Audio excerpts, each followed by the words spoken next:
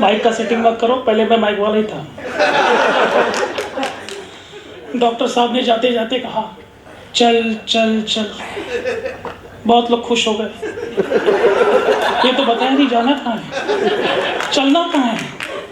ऐसे काम मत किया करो, कहाँ चलना है उसका पता दिया करो, टाइमिंग दिया करो, नंबर सबसे ज़्यादा इम्पोर्टेंट। ऐसे कंफ्यूज मत करो। चलिए, लगभग कार्यक्रम अपने समापन की ओर है और हमारे कार्यक्रम के जो सदर, जो अध्यक्ष हैं, बिल्कुल निगाहों से देख रहे हैं कि उनकी पारी कब आए। नहीं, बिल्कुल मैं और टाइम नहीं दूंगा। और बिल्कुल देखिए, बहुत अच्छे व्यक्ति हैं, उनके लिए खाली इतना ही कहना चाहूँगा मैं आपको बीच में कि जिसने अमीरी की, अपनी ज़िंदगी को कैसे जिया उन्होंने कैसे जिया अपनी ज़िंदगी को। वैसे व्यक्ति हैं जिन्होंने अमीरी की तो ऐसी की कि अपना घर लुटा बैठे, और फकीरी की तो ऐसे की कि उसके घर जा बैठे। आपके जोरदार तालियों के बीच में आवाज़ देना चाहूँगा आदरणीय हमारे कार्यक्रम के सदर डॉक्टर महेश दुबे जी।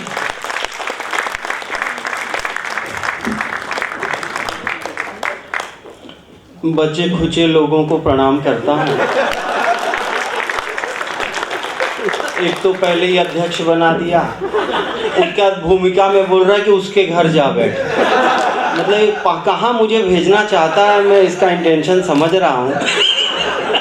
यहाँ बैठे बैठे अध्यक्ष बन के लोगों को सुनते सुनते हालत ऐसी हो गई, समझ में नहीं आ रहा था मैं कवि हूँ कि कोरोना वार्ड का वार्ड बॉय हूँ, जिसके सामने एक एक का नंबर लगता जा रहा है और वो सोच रहा है पता नहीं साला मेरा नंबर कब आया जाए।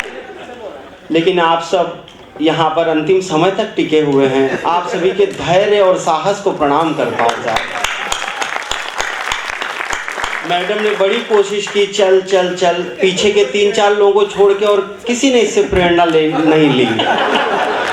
और मैं पीछे वालों को बताना चाहता हूँ कि आप लोग दूर हैं, हम नज़दीक सुबह से ही साथ में हैं। इस बालक का स्त्रियों के प्रति मोह भंग क्यों हुआ? इसने होटल में बिना मेकअप के माता जी के दर्शन कर लिए थे।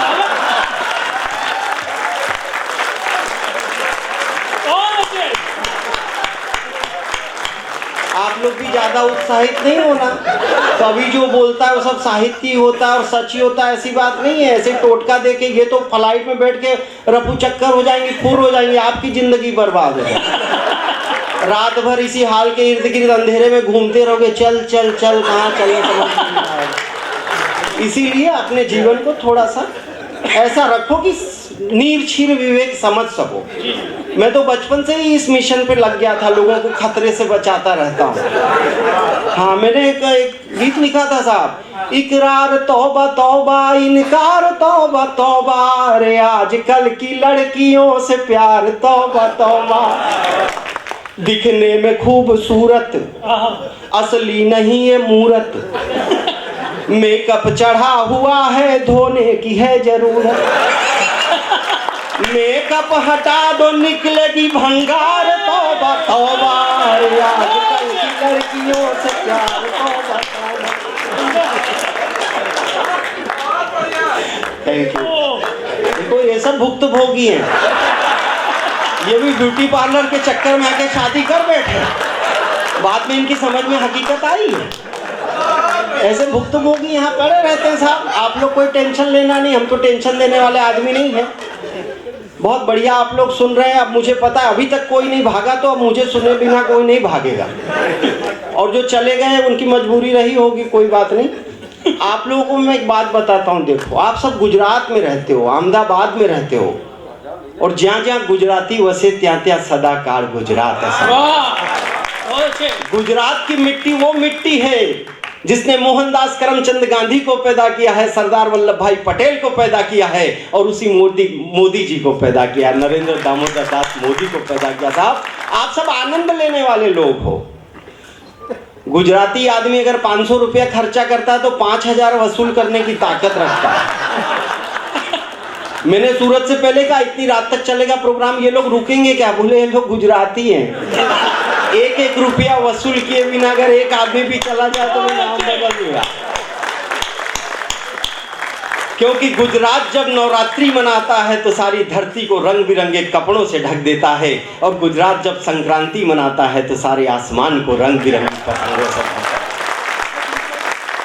है। ऐसे गुजरात के लोग अगर सामने बैठो, किसी भी प्रांत में से आए हों, लेकिन जब वो गुजरात में है तो गुजराती है, तो मैं बहुत आप लोगों को सलाम करता हूँ, प्रणाम करता हूँ। टेंशन आप लोग लेना नहीं, मैं टेंशन देने वाला आदमी नहीं हूँ। महंगे का जिन्हें शौक था सस्ते पे आ गए, आकाश में उड़ते थे वो रास्ते पे आ गए, और कोरोना ने संसार का है हाल वो किया, जो लगते थे गले वो नमस्ते पे आ गए। मैंने पहले प्रोग्राम जैसे ही आया, मुझे सूरज ने कहा कि आयकर वालों का प्रोग्राम है। मैंने कहा अभी तक आयकर विभाग है क्या? 2 साल में अपनी 1 रुपए की इनकम नहीं है, आयकर विभाग कर क्या रहा? जो हालत हम लोगों की चल रही सर, फाइनेंशियल पोजीशन में, एक डॉक्टर के पास गया, मैंने कहा डॉक्टर साहब पेट साफ नहीं हो रहा। डॉक्टर बोले गोली लो कल काम हो जाएगा। दूसरे दिन मैं फिर गया, मैंने कहा कुछ नहीं हुआ। डॉक्टर बोला मैं 30 साल से प्रैक्टिस कर रहा हूँ, ऐसा केस पहली बार देखा। मैंने कहा 30 साल से प्रैक्टिस ही कर रहे हो, परफॉर्म कब करोगे? डॉक्टर बोला दिमाग खराब मत करे, दूसरी गोली ले कल काम हो जाएगा। दूसरे दिन मैं फिर गया, मैंने कहा कुछ नहीं हुआ। डॉक्टर बोला यार उस गोली से तो हाथी का भी पेट साफ हो जाता, तू करता क्या है? मैंने कहा मैं कवि हूँ, कवि। डॉक्टर बोला हे भगवान पहले क्यों नहीं बताया? ये 5 रुपया ले, पहले जाके कुछ खा।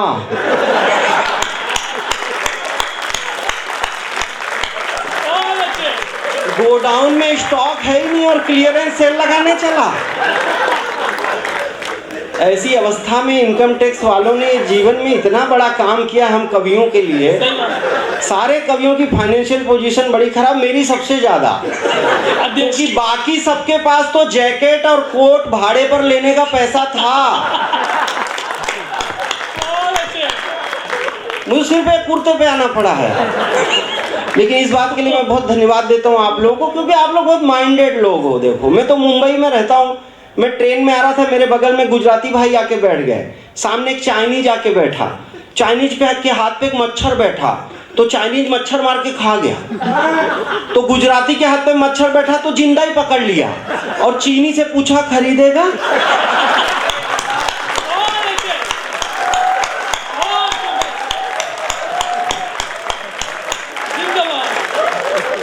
किसी भी विषम परिस्थिति को सम बना लेना आप लोगों के हाथ में है साहब। हाँ, और बहुत क्या बात है, क्या बात है। मेरे बस में होता तो मैडम जी मैं आपको यहाँ बिठा के चरण वंदना करता। जिस हिसाब से आप सुन रही हैं मैं प्रणाम करता हूँ आपको। बहुत अच्छा आपने सुना है कवि सम्मेलन।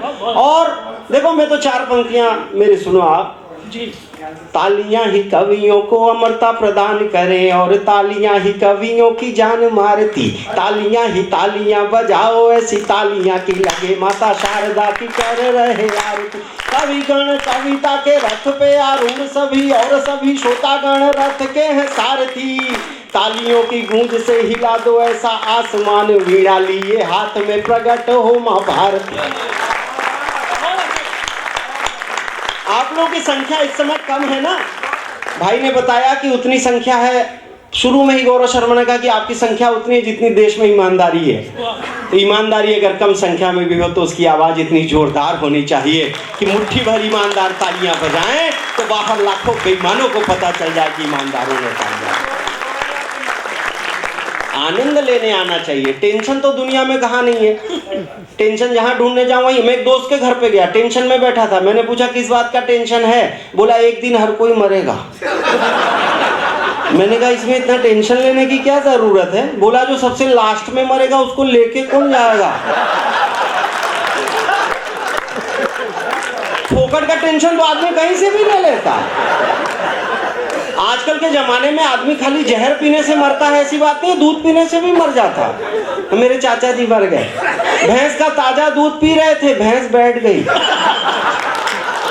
हाँ, धीरे धीरे ही समझ में आएगा। मेरी बातें समझने के लिए आदमी की मिनिमम क्वालिफिकेशन पोस्ट ग्रेजुएट होना बहुत जरूरी है। मेरी बातों पे आदमी 3 बार हंसता है। पहली बार बात समझ में नहीं आई, बाजू वाला हंस रहा उसको देख के हंसने लगता है। दूसरी बार जब बात समझ में आती है तब हंसता है, और तीसरी बार अकेले में ये सोच के हंसता है कि पहली बार तो साला मैं फोकट में ही हंसा था।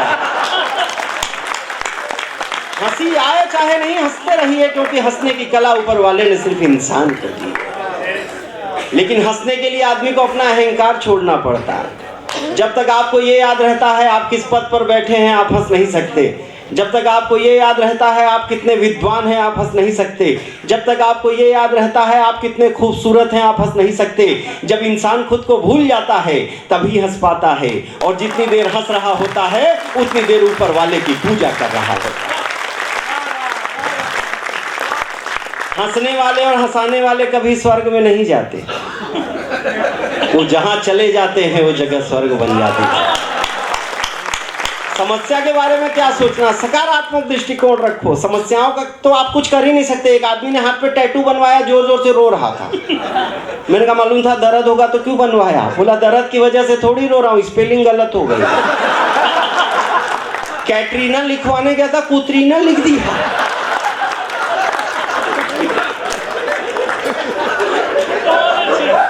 एक छंद आपको सुनाता हूँ, बहुत बढ़िया बढ़िया छंद आज गजेंद्र ने सुनाए यहाँ पर।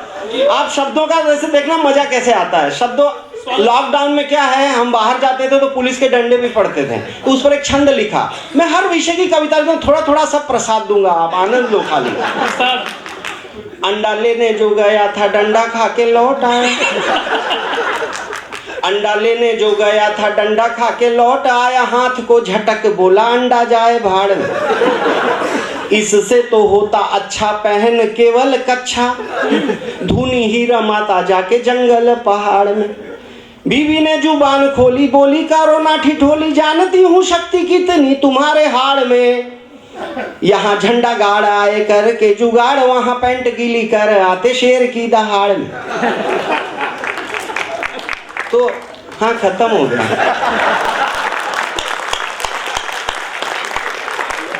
मैं बताता रहूंगा कहाँ बजानी कहाँ नहीं बजानी, जिससे आप हाँ सर हाँ इशारा कर दूंगा, नहीं तो इसको लगा देता हूँ इस काम पे। तो ऐसा आनंद लोगे तो आपको मिलेगा साहब। देखो अच्छा, एक और छंद देखो, समस्या का छंद। समस्या कहाँ कहाँ से आ जाती है। कुंभ के मेले में एक नागा बाबा मिल गए। कुछ लोग तो मुझे गंभीर दृष्टि से देख रहे हैं कि यही तो नहीं था। कुंभ के मेले में एक नागा बाबा मिल गए, मैंने कहा बाबा आज भाग मेरा जागा है, जल्दी आशीर्वाद दे दो मैं भी कुछ बन जाऊं नर, जो ये सामने है बड़ा ही अभागा है।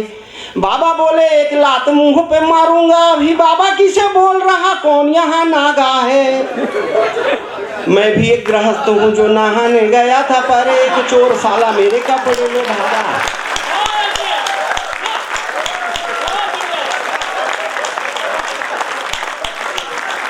अपने देश में कौन सा आदमी किस चक्कर में बाबा बनकर घूम रहा है कोई नहीं बता सकता। एक कविता आपको सुनाता हूँ जिसमें मैंने कुछ बाबाओं के लक्षण बताए हैं, उनके नाम आप बताना, मजा आएगा साहब। और कृपया सर जो मोबाइल पर कर रहे हैं आप रिकॉर्ड उसे बंद कर दीजिए। मैं नहीं चाहता कि आपका एक हाथ उसमें लगा रहे और ताली बजाने के लिए एक हाथ कम पड़ जाए। हमारी सबसे बड़ी, ये सब आपको यूट्यूब पे मिल जाएगा, आप सुन लेना, लेकिन हमारी सबसे बड़ी प्रॉब्लम यह है ना कि हम जहाँ होते हैं वहाँ नहीं होते। इसलिए मैं लाइव सुना रहा हूँ, लाइव सुन के मजा ले लो, रिकॉर्डिंग तो बहुत जगह मिलेगी। हाँ सुनिए, वर्तमान क्या बात है। देखिए हिंदी भाषा के प्रकांड पंडित को मैं प्रणाम करता हूँ। एक बाबाओं के लक्षण सुनो, मजा आएगा जी। और बताना, ई चकदाना बी चकदाना दाने ऊपर दाना, ई चकदाना कर्म बताता हूँ मैं जिनके नाम आप बतलाना, ई चकदाना। पहले बाबा के लक्षण, सिरसा में सुरसा के संग जो गुफा में पाया जाता था। सिरसा में सुरसा के संग जो गुफा में पाया जाता था, गुंडागर्दी करता था पर डेरा प्रमुख कहता था, दिखने में भी जो लगता है गब्बर सिंह का नाम बताना। मैं सर को देखते ही समझ गया था कि आप उनके फॉलोअर रहे होंगे, इसीलिए आपने त्वरित गति से उन्हें पहचानने का जो पराक्रम किया है उसके लिए मैं आपको नमन करता हूं सर। मैं भी पहले उनका फॉलोअर था। अगले बाबा को पहचानो से आनंद लो यार। जो जोर जोर से चिल्लाए वो हॉकर नहीं होता, झूठ मूठ की गुलाटी मारने वाला जोकर नहीं होता। मजा उसी को आता है जो मजा लेना जानता है, मजा किसी के बाप का नौकर नहीं होता। आनंद ऐसा चाहिए ना। आप लोग तो अहमदाबाद के रहने वाले लोग हो यार। पूरी इंडिया में आदमी एक तरफ से आइसक्रीम चाटता है, अहमदाबाद के लोग घुमा घुमा के चाटते हैं यार। एक्स्ट्रा मजा लेना कोई आपसे सीखे, ऐसे अतिरिक्त आनंद आप लोग लो तो आपको मिलेगा। ईचक दाना बीचक दाना दाने ऊपर दाना, ईचक दाना भक्तों की बाहों में जो मुस्काकर झूला झूली है, हाथ लिए त्रिशूल खड़ी है अपना आपा भूली है, शौक एक है ओठों पर मोटी लाली लगवाना, नाम बताना। क्या बात है। ईचक दाना बीचक दाना दाने ऊपर दाना, ईचक दाना। ईश कृपा का दावा करके जो कृपा बरसाता है, कभी समोसे खाने कहता चटनी कभी खिलाता है, शुद्ध चलाता है बिजनेस संतों का धर करवाना, नाम बताना। क्या बात है। बहुत दुखी आत्माएं आयकर में भी हैं जो तरह तरह के बाबाओं के चक्कर में पड़ी हुई है। अच्छा, एक आदमी निर्मल बाबा के पास गया, बोले बाबा कृपा नहीं आ रही है। बोले बंद है क्या? बोले कोरोना काल में एकदम स्टॉप है। बोले अच्छा, कभी कवि सम्मेलन सुना है? बोले हाँ सुना। महेश दुबे को सुना था क्या? हाँ सुना था। ताली बजाई थी? वही रुकी हुई है यार। आप लोग का इंक्रीमेंट क्यों नहीं हो रहा? ऐसे बाधाओं को सोचो। चौथे पन में जोश चढ़ा बाबा का मनवा डोल गया, चौथे पन में जोश चढ़ा बाबा का मनवा डोल गया, सेवादारों का जत्था बाबा की पोलें खोल गया, अब बैठे पीसे चक्की और खाते जेल का खाना, नाम बताना। ईचक दाना बीचक दाना दाने ऊपर दाना, ईचक दाना। ये हमारा गौरव शर्मा ना बहुत विटी आदमी है। हाँ बहुत। मैंने इनसे कहा कि वो संजय दत्त है ना, उसकी अच्छे चाल चलन के हिसाब से जल्दी जेल से रिहाई हो गई। तो ये बोला बापू जेल में भी नहीं मान रहे थे।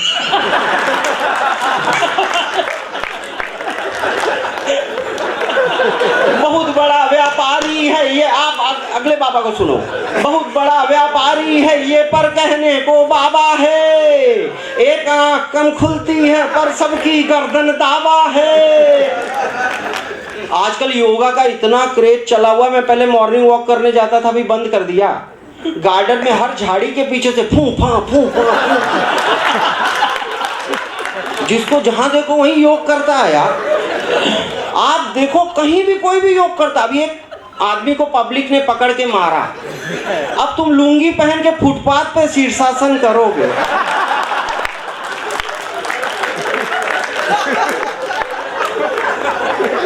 अब ये दांडी ब्रिज के पास सुबह मैंने देखा तो कुत्ता गुलाटी मार रहा था। मैंने दुर्गे से पूछा ये क्या हुआ? ये बोला लगता है जरूर पतंजलि का बिस्कुट खाया होगा। बहुत बड़ा व्यापारी है ये पर कहने को ये तो क्या है, बहुत ऐसी लंबी कविताएं बहुत सी चलती रहेंगी, लेकिन मैं चाहता हूँ इतने अच्छे श्रोता मुझे मिले, मुझे अंतिम रूप से यहाँ खड़ा किया, तो कुछ ऐसी चीज़ें भी सुना जाऊँ जो मुझे आमतौर पर आज ये आज़ादी के 75वें वर्ष का जश्न चल रहा है, सरकारी तौर से मनाया जा रहा है। हम यहाँ पर जो बैठे हुए हैं ना, एक कविता मैं आपको देता हूँ, अपने हिंदुस्तान की कविता हम सुनते हैं, उससे शुरुआत करते हैं। साहब सुनिए, हास्य की बातें तो आपको बहुत सारी आपने सुनी। जी मेरा प्यारा हिंदुस्तान, मेरा प्यारा हिंदुस्तान, मेरा प्यारा हिंदुस्तान, मेरा प्यारा हिंदुस्तान। एक तरफ मंदिर की घंटी सुन लो, दूजी ओर अजान। मेरा प्यारा हिंदुस्तान, मेरा प्यारा हिंदुस्तान। जहाँ गुरुद्वारों में हरदम गुरबानी के बोल चले, जहाँ मुसल्ला लिए नमाजी रोज बनाकर गोल चले, जहाँ हिंदुओं के भी जत्थे बम बम बम बम बोल चले, जहाँ जैनियों के मुनिजन तप करने को तन खोल चले। मीरा के संग कान्हा का पूजन करते देखे रस खान। मेरा प्यारा हिंदुस्तान, मेरा प्यारा हिंदुस्तान। एक तरफ मंदिर की घंटी सुन लो, दूजी ओर अजान। मेरा प्यारा हिंदुस्तान, मेरा प्यारा हिंदुस्तान। यही राम और कान्हा जैसे अवतारों की धरती है। राणा के भाले टीपू की तलवारों की धरती है। गुरु गोविंद सरीखे शेरों सरदारों की धरती है। मीरा सूर कबीरा जैसे कुछ प्यारों की धरती है। यही हिंदुओं की भी श्रद्धा, यही मुसलमान का ईमान। मेरा प्यारा हिंदुस्तान, मेरा प्यारा हिंदुस्तान। एक तरफ मंदिर की घंटी सुन लो, दूजी ओर अजान। मेरा प्यारा हिंदुस्तान, मेरा प्यारा हिंदुस्तान। जहाँ कोई ग्वाला रण में गीता का ज्ञान सुनाता है। पूरी दुनिया के इतिहास में ऐसी कोई घटना आप नहीं बता सकते कि युद्ध के मैदान में कोई कविता सुनाई गई हो और हजारों सालों से दुनिया की सबसे बड़ी कविता भगवत गीता बन जाए। आपकी संख्या यहाँ पे कम है ना, केवल वो एक कविता है जो पूरी दुनिया में इतनी मशहूर है, उसका एक ही श्रोता था, अर्जुन। तो यहाँ तो इतने सारे अर्जुन बैठे हुए हैं जो हिंदुस्तान की कविता सुन रहे हैं। मैं नहीं मानता कि आपकी संख्या कम है। हर एक व्यक्ति के हृदय में हिंदुस्तान बोल रहा है।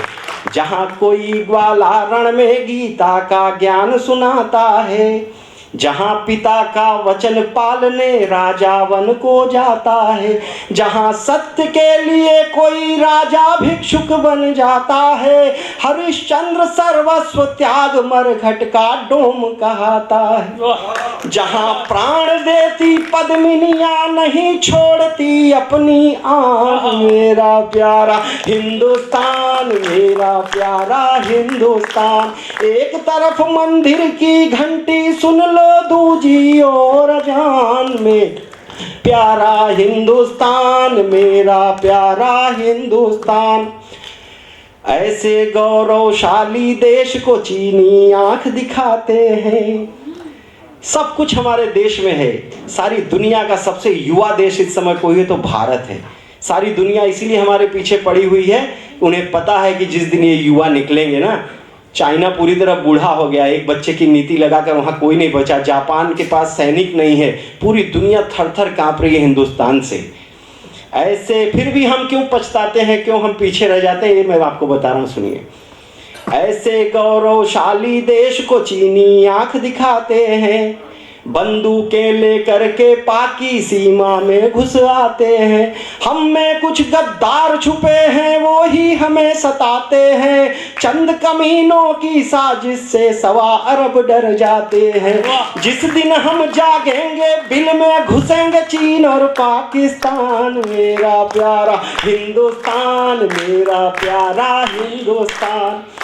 सकारात्मक रास्ते पर चलते हुए हमारे हिंदुस्तान ने क्या अचीव किया और हमारे पड़ोसी कहाँ रह गए। 4 पंक्तियां आपको देता हूं, आपके कलेजे में जाकर ठक से लग जाए तो ऐसी तालियां बजाना जो इस्लामाबाद तक सुनाई पड़े। कि दुनिया पेड़ उगाने बैठी, दुनिया पेड़ उगाने बैठी और हम फल तक पहुंच गए। सब नाली में मुंह धोए, हम गंगा जल तक पहुंच गए। ओ नापाक पड़ोसी सुन ले अपनी करतूतों से, तू कश्मीर तक पहुंच न पाया, हम मंगल तक पहुंच गए। सकारात्मक दृष्टिकोण रखना बहुत जरूरी है साहब, लेकिन एक्स्ट्रा सकारात्मक नहीं होना। एक एक्स्ट्रा सकारात्मक आदमी डॉक्टर के पास गया, बोला डॉक्टर साहब मैंने सुना आप शराब छुड़वाते हो। डॉक्टर बोला हाँ। बोले चल के छुड़वा दो ना प्लीज, पुलिस ने मेरी 3 बाटली पकड़ ली। एक और एक्स्ट्रा सकारात्मक गया डॉक्टर के पास, बोला इधर दर्द हो रहा है। डॉक्टर बोले तो किडनी पेन है, दारू पीता है क्या? बोले हाँ। छोटा ही बनाना। मेरी सोसाइटी का वॉचमैन सुबह सुबह पी रहा था, मैंने कहा ड्यूटी पे दारू पी रहा है? बोले हाँ सेक्रेटरी साहब ने बोला है। सिक्योरिटी एकदम टाइट होना मांगता है। एक्स्ट्रा सकारात्मक, एक एक्स्ट्रा सकारात्मक अंकल सुबह सुबह साइकिल चला रहे थे, आंटी को ठोक दी, आंटी गिर गई तो गाली देने लगी। बोली घंटी नहीं मार सकते थे? अंकल बोले इतनी बड़ी साइकिल मार दी, अब घंटी अलग से खोल के मारूं? देश का एक और गीत सुनो।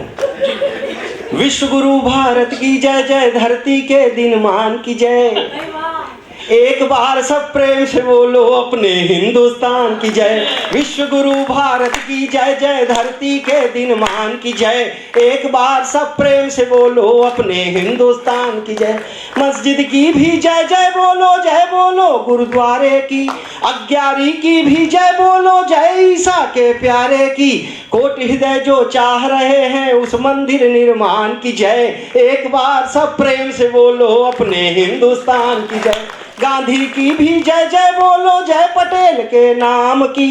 सावरकर को भूल गए तो आजादी किस काम की। भगत और आजाद ने किया उस अनुपम बलिदान की जय।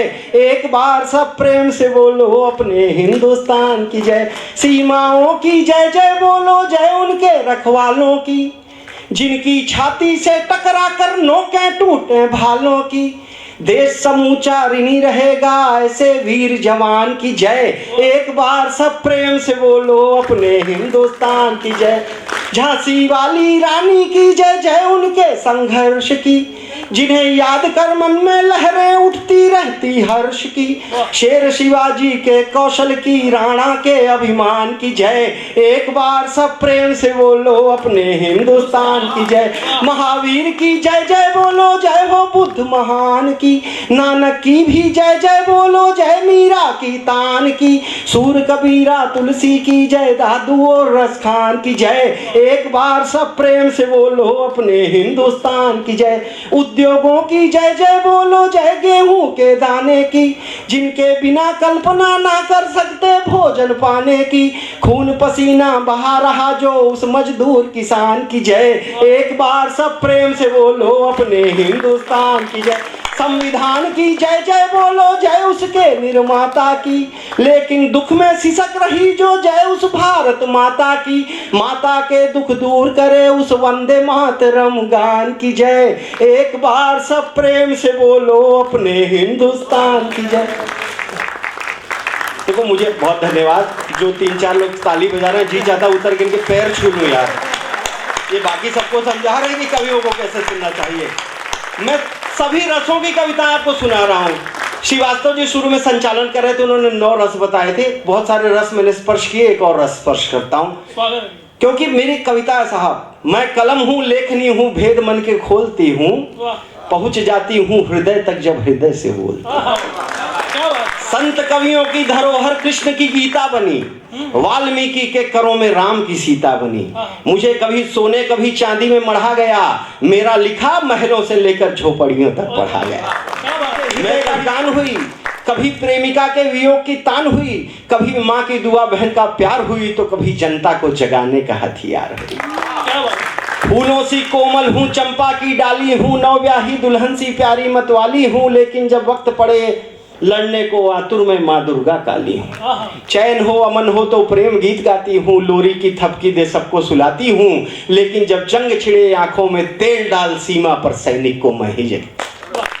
सुख भी मैं लिखती हूँ, दुख भी मैं लिखती हूँ, पर सब कुछ लिखकर भी निर्विकार दिखती हूँ। मैं कलम हूँ लेखनी हूँ, भेद मन के खोलती हूँ। पहुँच जाती हूँ हृदय तक जब हृदय से बोल। एक अंतिम गीत आपको सुनाता हूँ, सुनिएगा आप। एक अलग करुण रस का भी जिक्र किया था। ये गीत मैंने अमेरिका में लिखा। जब वहाँ मैं गया, मुझे एक भाई मिले जिन्होंने कहा आई हेट इंडिया। मुझे बहुत तकलीफ हुई। गुजराती भाई थे।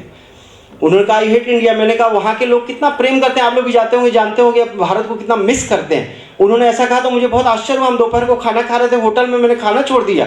मैंने कहा आपने ऐसा क्यों कहा? उन्होंने कहा मैं 35 साल पहले हिंदुस्तान से यहाँ आया, मैंने बहुत डॉलर कमाए, फिर मैं हिंदुस्तान वापस गया कि उन पैसों का हिंदुस्तान की बेहतरी के लिए उपयोग करूं। लेकिन वहाँ इतना पॉल्यूशन है, इतना पॉपुलेशन है, इतना करप्शन है, मुझे वापस आना पड़ा। मुझे हिंदुस्तान से नफरत हो गई। मैंने कहा आपका कोई वहाँ नहीं रहता? उन्होंने कहा मेरे बूढ़े माँ और बाप जामनगर के पास ही कोई गाँव बताया, आज भी वहाँ रहते हैं। मैं उनकी सुख और सुविधा के लिए डॉलर भेजता हूँ, लेकिन मैं जाना नहीं चाहता। हम में से भी बहुत से लोग ऐसी गलती करते हैं। हम अपने बुजुर्गों के लिए सुख और सुविधा की सारी चीज़ें जुटा देते हैं, लेकिन उनसे बात करने के लिए हमारे पास टाइम नहीं होता। मैं नौजवान पीढ़ी से हाथ जोड़कर एक ही बात कहता हूँ कि जब आपको बोलने नहीं आता था, आपके इन्हीं बूढ़ों ने लाड़ से आपको बोलना सिखाया। आज अगर आपको बोलने आता है और आप इनसे नहीं बोलते, इससे बड़ी दुर्भाग्य की कोई बात नहीं हो सकती साहब। क्योंकि जिंदगी की धूप में भटकने वाले पैरों में जब छाले पड़ जाते हैं और सर पर माँ का साया नहीं होता, तो उन छालों से यही आवाज आती है कि सूरज की जलती किरणों पर बादल रख देती, माँ होती तो मेरे सिर पर आंचल रख देती। जब पूरा दिन भटक करके आदमी घर पर आता है तो घरवाली पूछती है पूरा दिन बाहर था, कुछ कमाया कि नहीं? तब माँ सोचती है बेटा पूरा दिन बाहर था, कुछ खाया कि नहीं? दुखाया दिल को कितनी बार माँ कब याद रखती है, भले गलती करो 100 बार माँ कब याद रखती है। दवाई कितने की लाए बता देते हैं हम बच्चे, पिलाया दूध कितनी बार माँ कब याद रखती है। मैंने एक गीत लिखा जो बुजुर्गों पर लिखा। हम में से बहुत से लोग हैं जो उस कगार पर पहुंच गए हैं और हमारे घर में बुजुर्ग होंगे। मैंने कल्पना की एक दिए की, मुझे 2018 में साहित्य अकादमी पुरस्कार दिया गया है और वो पुरस्कार जैसी रचनाओं को दिया जा सकता है उसमें की एक रचना आपको सुना रहा हूँ। इन मंचों से नहीं सुना पाता, लोग हास्य के लिए कहते हैं। मेरा मन कर रहा है कि आप इतने अच्छे साहित्य प्रेमी यहाँ बैठे हो तो मैं वो गीत आपको सुनाऊं। मेरा विश्वास है वो गीत आपके हृदय को स्पर्श कर लेगा। स्वागत है। जैसे दिया होता है, आदरणीय इतने बड़े साहित्यकार यहाँ पर मिश्रा जी बैठे हुए, प्रणाम करता हूँ। रविंद्र जी की मैंने हिंदी सुनी। इतने हिंदी प्रेमी और साहित्य प्रेमी लोग जिस संस्थान में होंगे वहाँ पर कार्य का स्तर क्या होगा वो मैं सोच रहा हूँ और प्रणाम करते हुए गीत दे रहा हूँ। सुनिएगा, अंतिम गीत है। वैसे मैं चाहता था हास्य से खत्म करूं, लेकिन मेरा मन कर रहा है आज मैं गीत आपको सुनाऊं। मेरा विश्वास है कि आप इसे संभाल लेंगे। स्वागत है। दिया होता है दिया, वो पूरी रात जलता है। जब सुबह होने लगती है, अभी भी दिवाली बीती है, तो उन दियों के साथ हम क्या बर्ताव करते हैं? वही हालत हमारे बुजुर्गों की हो गई। वो पूरी रात जलते हैं, हमें प्रकाश देते हैं। जब हमें अंधेरा होता है, प्रकाश की ज़रूरत होती है, चुपचाप रहकर हमें उजाला देते हैं। लेकिन जब सुबह हो जाती है, हम किसी पद प्रतिष्ठा को पा जाते हैं, तब उन्हें निगलेक्ट करते हैं। तब वो दिया क्या कहता होगा? थोड़ी सी क्लिष्ट भाषा है लेकिन आपको अच्छी लगेगी। टिमटिमा रहा दिया, तमाम रात जल चुका, शर्त जो तुनीर में विरुद्ध तम के चल चुका। सारे एसेट्स खत्म हो जाते हैं, तरकश में ना कुछ बचता है, न बैंक में पैसा बचता है, न शरीर में दम बचता है, सिर्फ काया रह जाती है। तब वो दिया क्या सोचता होगा? जुड़िएगा इससे। टिमटिमा रहा दिया, तमाम रात जल चुका, शर्त जो तुनीर में विरुद्ध तम के चल चुका। अब बुझा के तब बुझा है थर थरा रही शिखा, याद आ रहा है सब जो देखता रहा दिखा। खींच कर प्रकाश तक तुम्हें तिमिर से ले गया, पास में जो नेह था वो लौ को प्राण दे गया। हूँ रिक्त रेणु सिक्त तन को अश्रु से पखार दो, बुझ तो जाऊंगा ही किंतु एक बार प्यार दो। बुझ तो जाऊंगा ही किंतु एक बार प्यार दो। पहले ही बंद को आप लोगों ने जिस प्रेम से संभाला है, मैं प्रणाम करता हूं आपको। मेरा साहस बढ़ गया कि हास्य के कवि के मुख से आप ऐसी रचनाएं भी सुन सकते हैं। सुनिएगा दिया क्या कहता है, अगला बंद सुनिए। जब निशा जवान थी तुम्हें कहाँ ख्याल था, सामने प्रकाश का खड़ा बड़ा सवाल था। हम में से बहुत से लोग ऐसी पृष्ठभूमि से आए होंगे जहां हमें पढ़ाने के लिए हमारा माता पिता को कुछ रात तो भूखा रहना पड़ा होगा, सारी सारी रात जागे होंगे फीस के लिए। लेकिन आज हम किसी पद पर पहुंच गए तो हम सोचते हैं कि बुजुर्ग जो हैं वो रद्दी पेपर की तरह हो गए कि एक बार पढ़ लिया कोने में रख दिया, कोई रद्दी वाला आएगा तो ले जाएगा। इसीलिए वो दिए को जब पीड़ा होती है तो कहती है, जब निशा जवान थी तुम्हें कहाँ ख्याल था, सामने प्रकाश का खड़ा बड़ा सवाल था। याद कर लो कौन था जो अंधकार से लड़ा, कौन भूल कर समस्त कष्ट था रहा खड़ा, कौन अपने शोक ताप व्याधि से डरा नहीं, आज हो चला है रिक्त स्नेह से भरा नहीं। दे के स्नेह दान अपनी भूल को सुधार दो। बुझ तो जाऊंगा ही किंतु एक बार प्यार दो। बुझ तो जाऊंगा ही किंतु प्यार दो। अगला बंद देखिए, 2 ही बंद बचे हुए हैं। 4 दिन की जिंदगी को प्यार से ही काटना। हम सब दर्शन की इस बात को जानते भी हैं और मानते भी हैं कि हमारी जिंदगी 4 दिन की है। उसमें से भी बुजुर्गों की तो 1 दिन की ही बची है, फिर भी हम उनके साथ अच्छा व्यवहार नहीं कर पाते। लेकिन एक बात याद रखना, जिसके सर पर बुजुर्ग का साया है वो उनके साथ चाहे जैसा व्यवहार करे। जिस दिन बुजुर्ग का साया हमारे सिर से उठ जाता है, हर क्षण हमें उनकी याद आती है। जब कोई प्रसंग आता है तो हम सोचते हैं आज बापूजी होते तो ऐसा होता, आज अम्मा होती तो ऐसे कहती। इसीलिए वो लोग भाग्यशाली हैं जिनके बुजुर्गों का साया आज भी उनके सिर पर है। आप 4 दिन की ज़िंदगी में से जो कुछ समय बचा है उनकी सेवा कर लो। जिस दिन चले जाएंगे लौट कर नहीं आएंगे।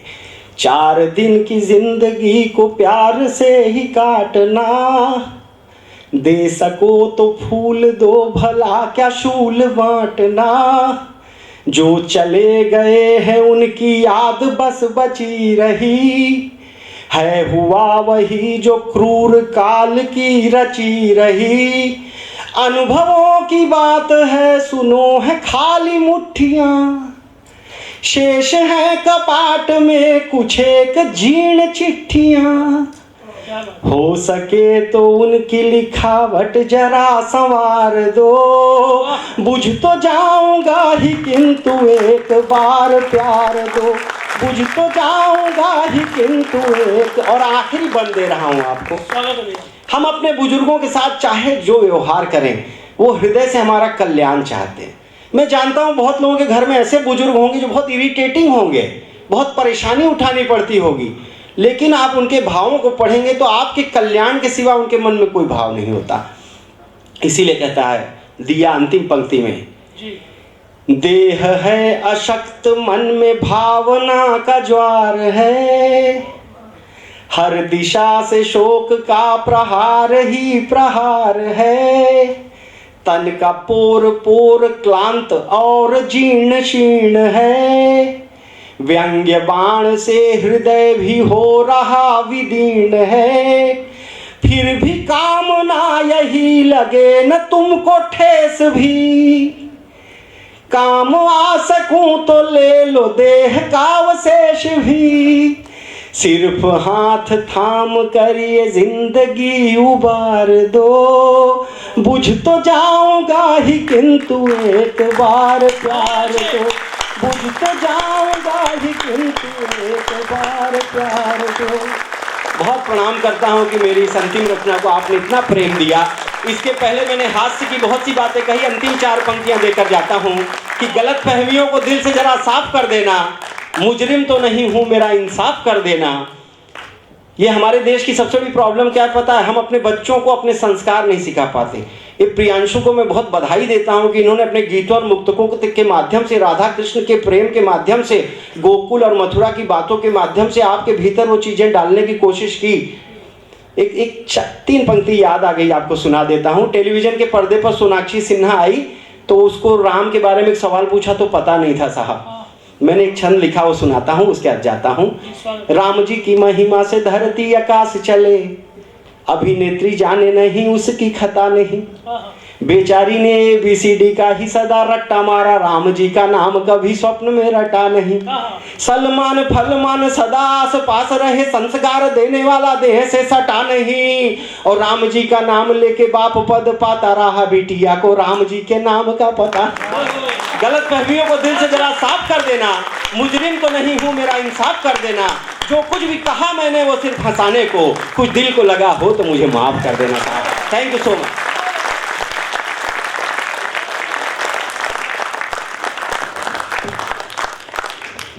आज का कार्यक्रम अगर आपको पसंद आया हो तो एक बार पुनः कवियों के शानदार ताली, जानदार ताली, ऐसी ताली की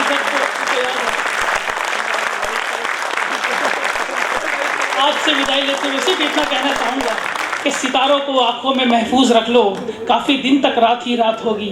मुसाफिर हैं हम भी, मुसाफिर हो तुम भी, कल किसी मोड़ पर फिर मुलाकात होगी। बहुत बहुत शुक्रिया आपका। अपनी कविता से माइक ले लो। जो इंद्रधनुष दिया है, जिस विधाओं की व्याख्या की है आयकर विभाग के सभी लोगों, उपस्थित लोगों की तरफ से, मैं केवल इतना ही कह सकता हूँ कि हमारे पास शब्द नहीं है कि किन शब्दों से आपके इन गरिमामयी शो की एक एक व्याख्या कर सकूं और उनको सही तरह से मैं चित्रित कर सकूं। मैंने प्रारंभ में ही कहा था कि कवि के पास कल्पनाओं का अपार भंडार होता है और तीव्र और तीक्ष्ण कल्पना शक्ति होती है, जिसके माध्यम से किसी भी विषय विशेष को वो इस तरह से काव्यबद्ध करता है कि वो हमारे मानसिक पटल पर सीधे प्रक्षेपित होती है और हमारे हृदय को स्पर्श करती है। इस सभागार में उपस्थित सभी श्रोतागण इस बात के प्रत्यक्ष प्रमाण हैं और इसलिए मैं आयकर विभाग अहमदाबाद की ओर से आप सभी का पुनर्आभार व्यक्त करता हूं।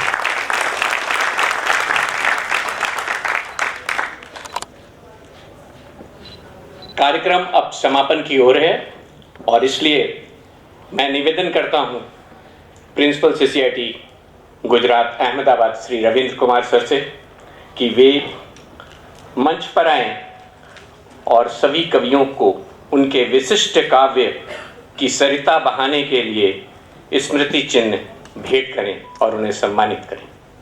माइक हटाओ। मैं सेंटर में बुलाइए ना। मिश्रा सर को भी स्टेज पे आमंत्रित करता हूं। मैं CC one sir, Rana sir को भी स्टेज पे आमंत्रित करता हूं कि वे स्टेज पर आए।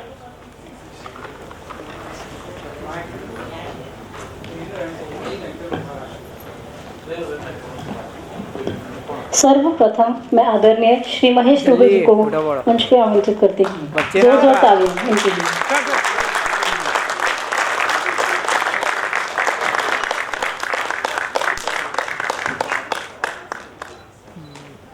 Yes sir.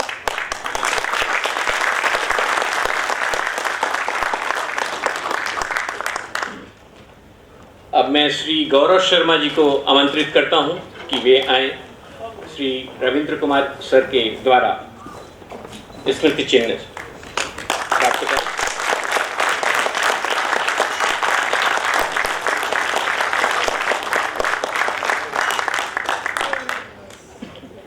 अब मैं हमारे मुख्य आयकर आयुक्त श्री एस राणा सर को स्मृति चिन्ह भेंट करने के लिए कहती हूँ। अब मैं मंच पर सुश्री डॉक्टर भुवन मोहिनी जी को आमंत्रित करती हूँ।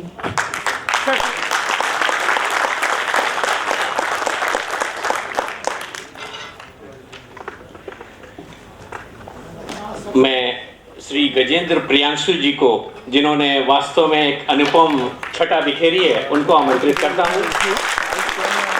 साथ ही साथ राणा सर से आग्रह करता हूँ।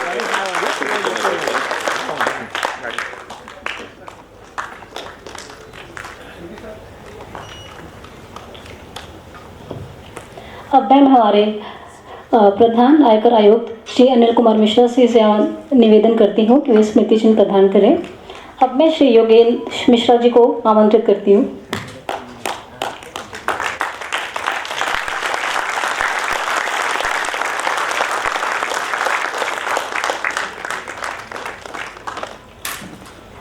अंत में मैं श्री सूरज त्रिपाठी जी को आमंत्रित करता हूं। साथ ही साथ मिश्रा सर से निवेदन करता हूं कि वे उन्हें स्मृति चिन्ह देकर सम्मानित करें।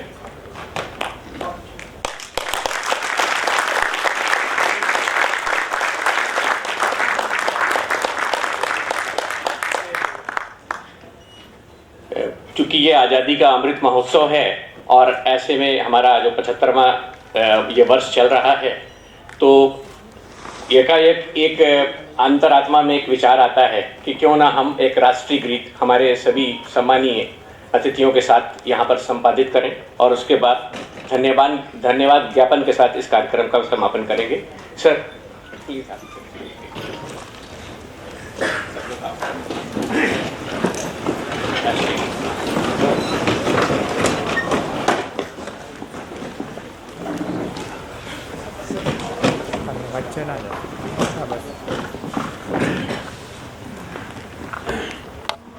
जनगण मन अधिनायक जय हे भारत भाग्य विधाता। पंजाब सिंध गुजरात मराठा द्राविड़ उत्कल बंगा। विंध्य हिमाचल यमुना गंगा उच्चल जलधि तरंगा। तब शुभ नामे जागे तब शुभ आशीष मांगे। गाए तब जय गाथा जनगण मंगलदायक जय हे भारत भाग्य विधाता। जय हे जय हे जय हे जय जय जय जय हे जय।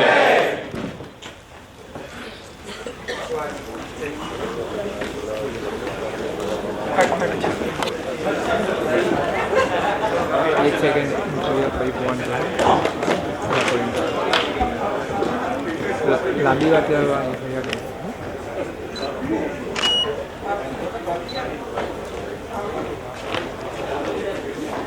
બે ચાર ફોટા પાડો બધાને શૂટ કરલો થોડો